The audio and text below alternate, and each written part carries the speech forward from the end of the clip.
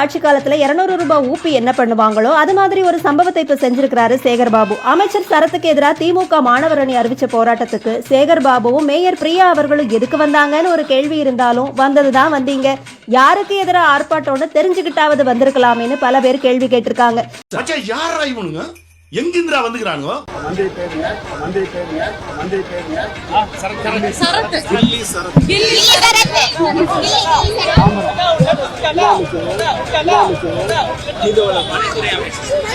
எல்லாருமே கோமாளி சொல்லுவாங்க. இன்னைக்குதான் உண்மையான கோமாளியா. அவரு பேரு என்னப்பான்னு கூட்டத்துக்கிட்ட கேட்டு தெரிஞ்சதுக்கு அப்புறமா வழக்கம் போல அடிச்சு விட்டுருக்கிறாரு. ஆனா இந்த போராட்டத்துல சேகர் பாபு வேணும்னே திமுக பேரை கெடுக்கிறதுக்காக இப்படி செஞ்சிருக்கலாம்னு சிலர் சொல்றாங்க. எனக்கு எதிரிங்க வெளியே இல்லடா, கூடவே இருக்கீங்க. அடுத்து தலைமை மாண்புமிகு தமிழக முதல்வர் என்ன உத்தரவிடுகிறாரோ அதை செயல்படுத்துகின்ற களச்சிப்பாய்களாக நாங்கள் இருப்போம். அவரே சொல்றாரா? Very good very good.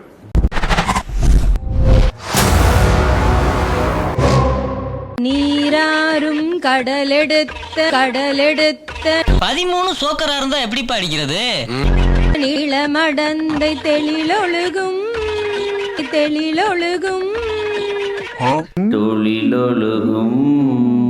அது தொழில் இல்ல, எழில்.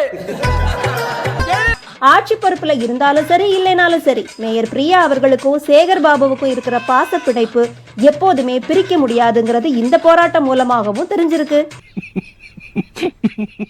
அடிக்க அடிக்க எழும்புகின்ற பந்தாக, அரைக்க அரைக்க மணக்கின்ற சங்கடமாக, தீட்ட தீட்ட ஜொலிக்கின்ற வைரமாக திராவிட மாடல் ஆட்சியுடைய நாயகன் நெருக்கடியே சிரித்த முகத்தோடு 24 வயதிலே சந்தித்தவர். இப்படியே உசுப்பேத்தி உடம்ப ரணகலம் ஆக்கிட்டாங்கடா. கொடுஞ்சிறைச்சாலை என்றாலும் சரி அல்லது காவல்துறையின் தடியடி பிரயோகமாக இருந்தாலும் சரி அவருடைய படை சிறை கஞ்சாது. இவனை கொண்டு போய் இந்த கொரில்லா செல்ல போடுங்க சார். சினம் கொண்ட சிங்கத்தை சிறையில் அடைச்சிங்கன்னா அது செல்லையே செதச்சிரும். பரவாயில்லையா? யாரு செதட்டுவாங்கன்னு தெரியும். உள்ள போ.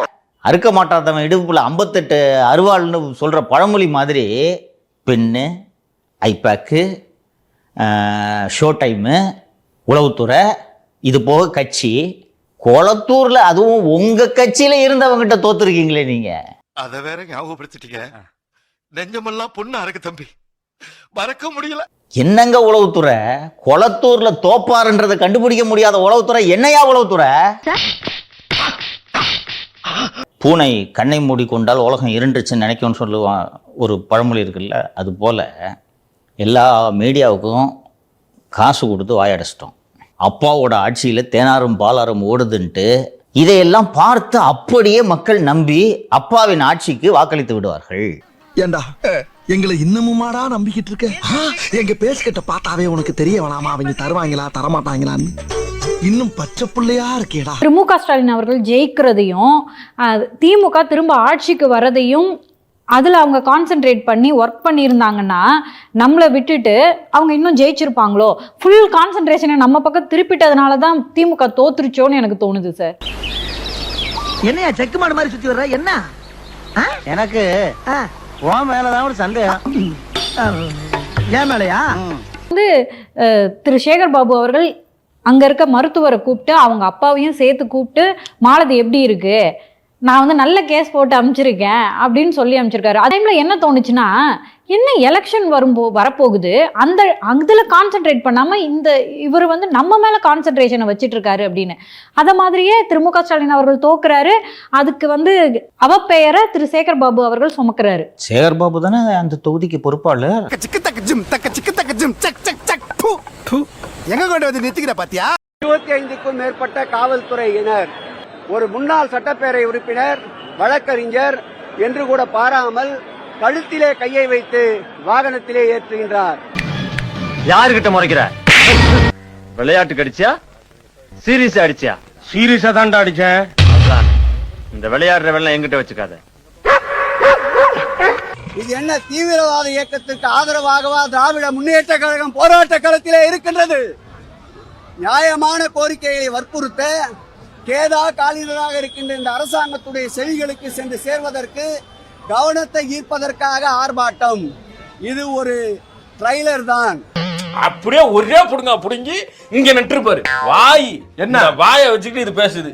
மக்களுக்கு தொந்தரவு செய்வதற்காக அல்ல. நாங்கள் கேட்ட இடத்தில் முறையாக அனுமதித்திருந்தால், அங்கேயே கூட இது போல அனுமதித்திருந்தால் ஒரு கோஷம் போட்டு கலைந்து சென்றிருப்போம். தடுக்கின்ற பொழுதுதான் யார் அவங்க தடுக்கிறது வளர்ச்சியை?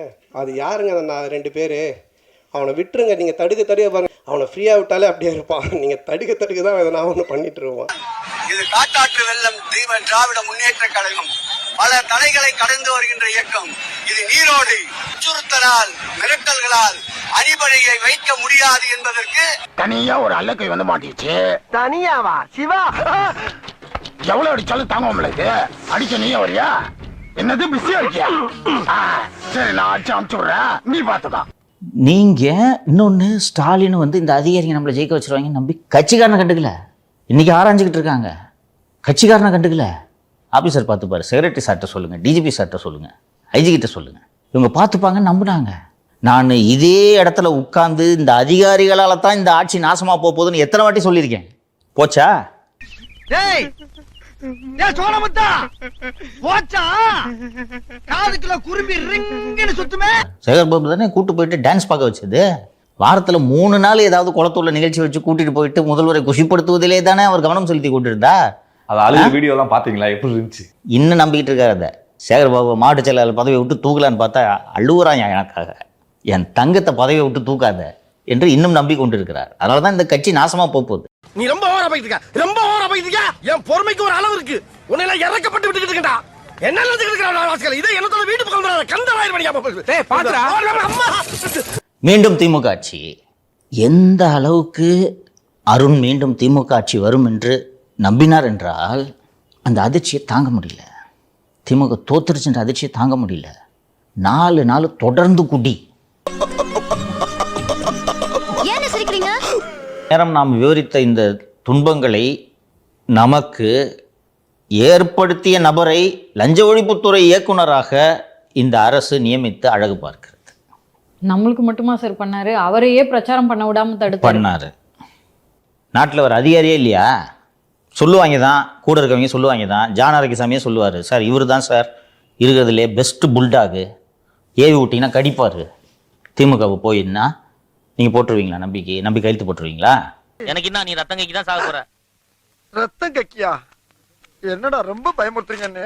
இதே அகஸ்டின் சார் போய் நம்ம டிரைவர் கோபின்னு இருக்காரு, அவர்கிட்டையும் போய் ஹோமோசெக்ஸை பற்றி பேசு. அங்கே வருவேன், அவனை பார்த்து பண்ணுங்கண்டா. அவன் சரியான வக்ர புத்தி படைச்சவன் அவன். அட வெக்கம் கட்டுவீங்களா? இதுக்கு எதுக்குடா வெள்ளையங்கிலி மாலையன்னு? ஒய்ஃப் குளிப்பாங்க, இப்ப பாக்குறியா வீடியோ கால் காட்டுறேன் அப்படின்னு சொல்லியிருக்காரு. இவனுக்கு புத்தி எப்படி இருக்கு பாரு. இவங்க கூடலாம் எப்படி பெண்கள் குடும்பம் நடத்துறாங்கன்னு எனக்கு உள்ளபடியே தெரியல. இவனையும் தானே ஒரு பெண் பெற்றிருக்காங்க. நாம பேசுறோம் second layer Gopi, third layer தானே அவங்க ஒய்ஃப். அவங்க என்ன பண்ணாங்க? என்னாச்சு? இல்ல நீயே இவ்வளவு கேவலமா இருக்கேன்னு சொல்ல வர்ற. ஒத்துக்கிறேன்.